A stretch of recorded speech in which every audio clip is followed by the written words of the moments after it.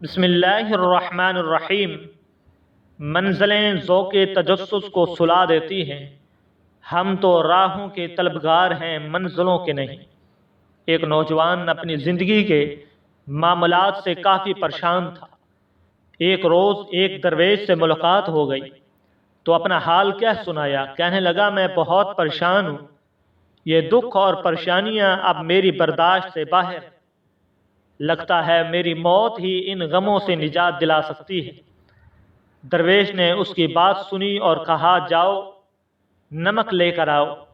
وہ نوجوان حیران تو ہوا کہ میری بات کا نمک سے کیا تعلق، اور پھر بھی لے آیا۔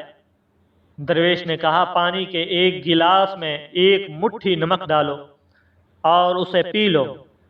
نوجوان نے ایسا ہی کیا تو درویش نے پوچھا، اس کا ذائقہ کیسا لگا؟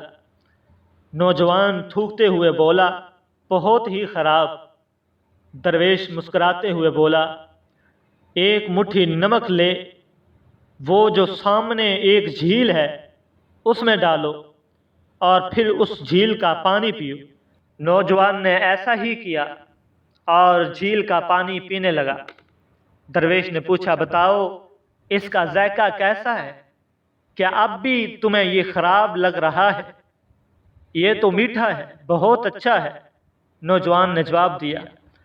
درویش نوجوان کے پاس بیٹھ گیا اور اس کا ہاتھ پکڑتے ہوئے بولا، دکھ بھی اسی نمک کی طرح ہے، جتنا نمک گلاس میں ڈالا تھا اتنا ہی نمک جھیل میں ڈالا ہے، مگر گلاس کا پانی کڑوا ہو گیا اور جھیل کے پانی کو مٹھی بھر نمک سے کوئی فرق نہیں پڑا۔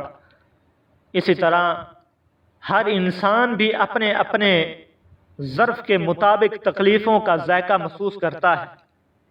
جب تمہیں کوئی دکھ ملے تو خود کو بڑا کر لو، گلاس مت بنے رہو بلکہ جھیل بن جاؤ۔ اللہ تعالی ہر کسی پر اس کی ہمت سے زیادہ بوجھ نہیں ڈالتے، اس لیے ہمیشہ یقین رکھو جتنے بھی دکھ آئیں ہماری برداشت سے بڑھ کر نہیں ہو سکتے۔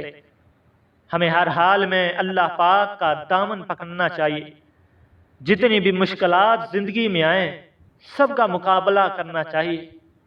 زندگی کے ہر موڑ پر جتنے بھی دکھ پریشانیاں ہمارے پاس آئیں ہم کو چاہیے کہ بڑے دل سے ان کا مقابلہ کریں، خود کو سمندر بنا لیں، دکھوں اور پریشانیوں کو اپنے اندر حل کرنا سیکھیں، زندگی آسان ہو جائے گی۔